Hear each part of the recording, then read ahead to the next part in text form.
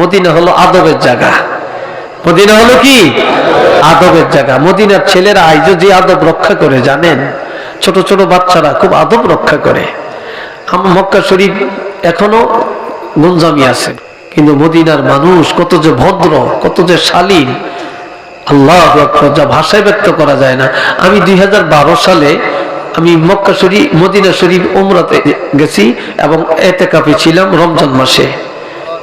Medina শরীফ পুরা রমজানে এতেকাফ ছিলাম। তো হঠাৎ বিকেল বেলায় আসর নামাজ পড়ি, ইফতারের জন্য সব রেডি হয়ে যায়, লাইন দিয়ে বসে। তো সোফরা বিছায়, এরকম দস্তরখানা বিছায়, এটাকে আরবিতে সোফরা। তো এই বিছাইতে একেবারে যাই গিয়া তো ছোট ছোট বাচ্চারা, এই যে বাচ্চা ছোট ছোট আছে না, এই ছোট ছোট বাচ্চারা লম্বা জামা, গোল টুপি, তারপরে ওই আরেকটা কি জানি বীরের মতো লাগায়, এটা লাগে সুন্দর করিয়া তারা স্টাফ ডিস্ট্রিবিউশন করে। তারা ইফতার দেয়, রুটি দেয়, পনির দেয়, তারপরে খুবুজ দেয়, তারপরে খেজুর দেয়, আদা পাকনা, আদা কাঁচা আদা পাকনা, আবার পুরা পাকনা, আবার শুকনা, এক একজনে এক একটা দেয়। আবার কি গাওয়া দেয়, কেউ চা দেয়, কেউ পানি দেয়, এইভাবে তারা দিতেছে।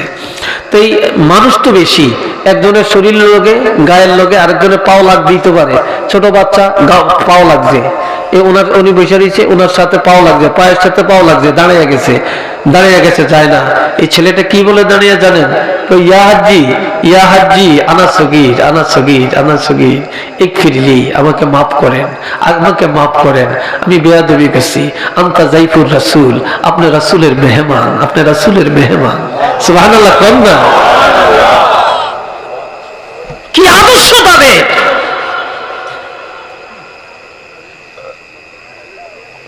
আজ আমরা কোথায়?